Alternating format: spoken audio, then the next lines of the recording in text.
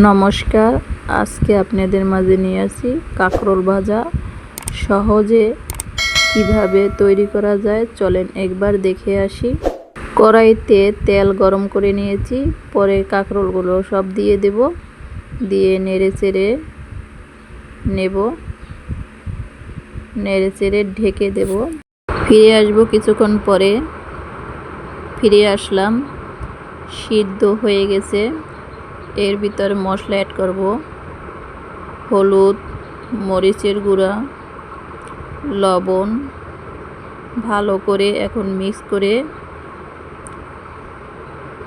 করে নেব। মিক্স করে ঢাকা দিয়ে দেব।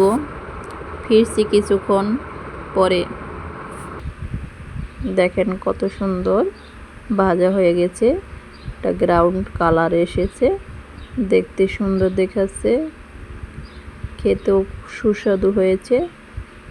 ভাজা শেষ পর্যায়ে নামিয়ে নেব। দেখেন কত সুন্দর হয়েছে দেখতে, খেতেও সুস্বাদু।